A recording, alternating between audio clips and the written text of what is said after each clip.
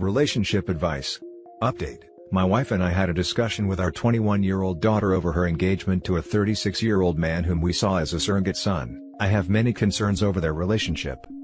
Original story. I do not know what to say to her. I posted this on another Reddit and it got taken down for the predatory nature of my daughter's relationship. I was told to try this sub and one other one. Here is the background. Hello. I am looking for a younger person's perspective on this matter. I know my son frequents this site, so we thought this might be the place to get it. My daughter is a 21-year-old female. Her fiancé is 36. She just graduated college and moved out on her own this past fall. My wife and I are 58 and 55 years old respectively. We also have 2 sons. When my children were young, we had a close family friend who died tragically in 2001, leaving behind a 16-year-old.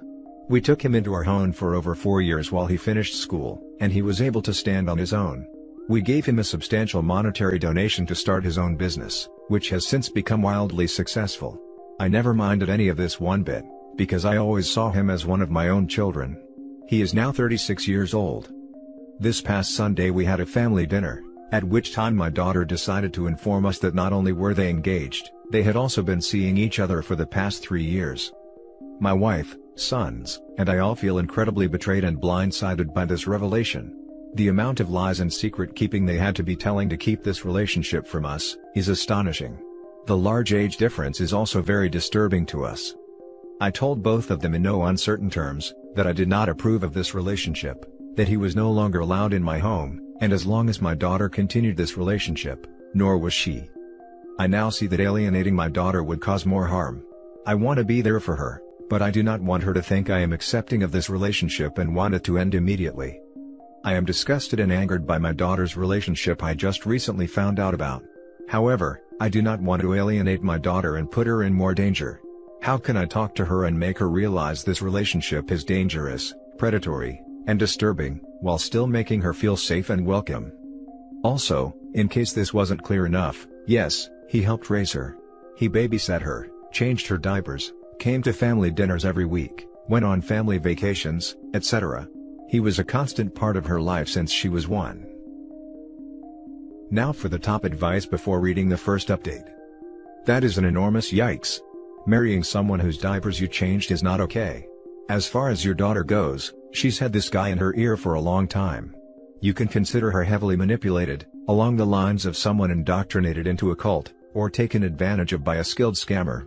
She is an adult and not necessarily immune to being held responsible for her choices, but you do have to remember, she was a child. He was an experienced man she trusted.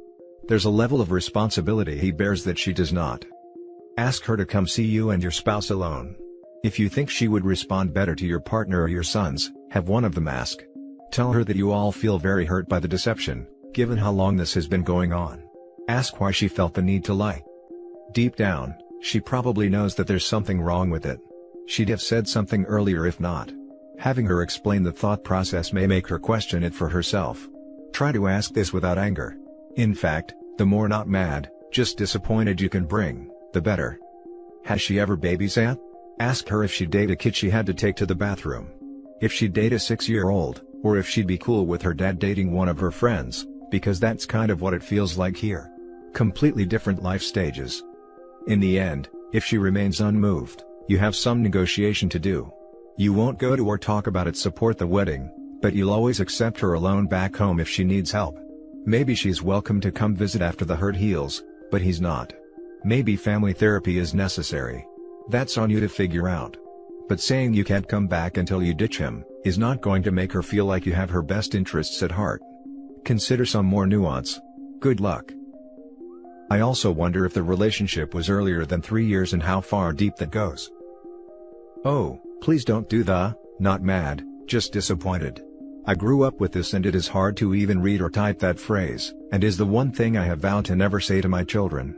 Anger is passionate and fleeting, we've all felt it and understand that emotional reactions come and go, and may not reflect our logical and empathetic thought processes. Disappointment is lasting. Disappointment implies failure. Disgust. Shame. Are you actually disappointed anyway, or are you scared? Scared that this relationship could have a measurable negative impact on your daughter's life, could hurt her in ways that she doesn't or can't currently see? Perhaps you can lead with, "We love you and care about your health, well-being, and safety more than any other people on this planet. And we consider it our honor and duty to do anything necessary to help you in making sure this immense decision is going to be conducive to that continued health, well-being, and safety. We are asking you to please allow us to be your trusted advisors right now and explain to us how this seemingly sudden engagement came to be and potentially answer some of our questions. Are you willing to do that?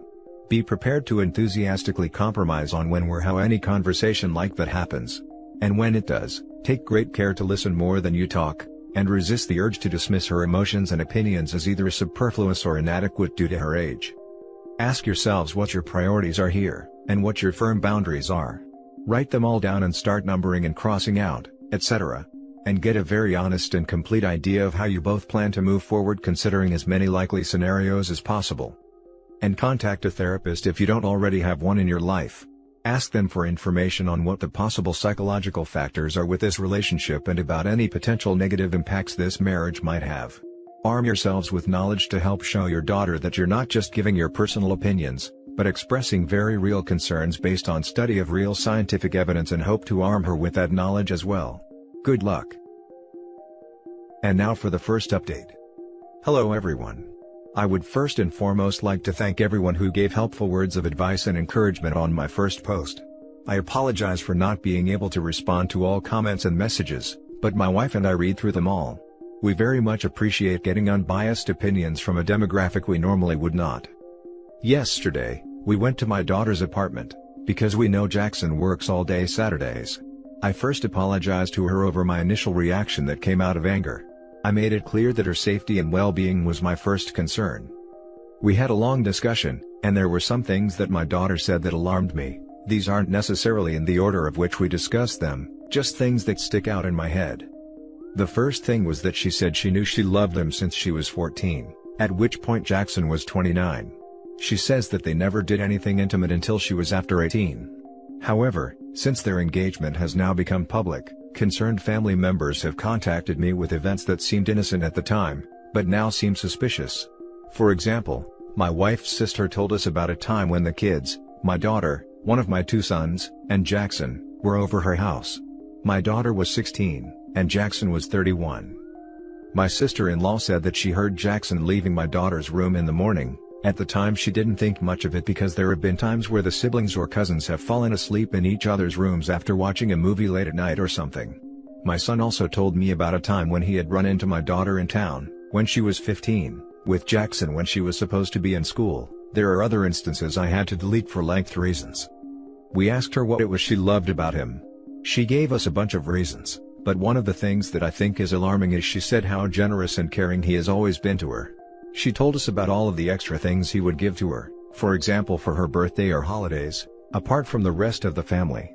She doesn't think this is anything suspicious, because he said that the reason he was giving her the additional gifts was because she was always overshadowed by her brothers, and she deserved extra attention that she didn't get from her mother and I. My daughter told us that the decision to keep the relationship a secret was mutual. They thought that if her mother and I found out about the relationship, we would stop paying for her apartment and school tuition, and she is now graduated. She said they did not tell her friends, because they didn't think it was right to ask them to lie to us as well. His friends were aware of the relationship. My wife asked if she had felt bad, or guilty about all the lying they had to do to keep the relationship a secret. We were having weekly dinners for 3 years when they had been dating while they sat across the table from us pretending they weren't. Our daughter had even made up boys she told us she had been dating at college. A few times she had posted photos of herself with a male friend and had told us that was a man she was dating. She said that she felt guilty about lying, but Jackson had told her that it would be worth it in the long run. I introduced the idea of family therapy. She said that she did not need it. I told her that she was always welcome into our home, though Jackson is not. She would like Jackson and I to speak, but I do not think that is a wise idea right now. I appreciate any input on this situation. Thank you. Adding additional worrisome incidents that I put in a comment. Her niece, who is her age, has told us that there were times when my wife and I would go out and Jackson would come over to hang out with them. She recalled multiple times when my daughter and Jackson would cuddle on the couch together, under blankets, etc. This behavior never happened when my wife and I were home. There were times when my daughter had get-togethers at our house when we were out of town and Jackson would supply them with alcohol. My middle son, whose bedroom is the only one downstairs, had heard Jackson leaving our house late at night/early in the morning a few times well after he had moved out and was not staying over. When he had asked him why he was there, Jackson had told him he had left things at our home and needed to pick them up. This would have been when my daughter was 15 to 18. My brother has told me on a family vacation, Jackson had too much to drink and he overheard him calling my daughter Princess. At the time he had assumed he was calling her this in a teasing, sibling way, like an insult, but he realizes now he was saying it as a flirtatious pet name. She was 15. Now for more advice before reading the final update. The man is definitely a creep. I don't even know what I can advise you to do about it now that she's 21. But that man is definitely not a good person. Yes, I feel very betrayed and blindsided. The fact that he encouraged her lying to you suggests, in my opinion, that he knew it's not right. Any situation in which your significant other wants you to lie to people is a little alarming. It's clear that he had feelings for her before she was legal, which sparks the question, why was he interested in a minor? I think it's completely understandable to be concerned in this situation. I would continue to be there for her and emphasize honesty. If you have no say in what she does, the best thing is to make her comfortable with coming to you, because if this turns sour, she's going to need a lot of support. Definitely keep therapy on the table. The taking pictures with other guys and posting on Facebook thing being his idea, is pretty sick. OP, I am so sorry you and your wife are having to watch your daughter be taken advantage of like this.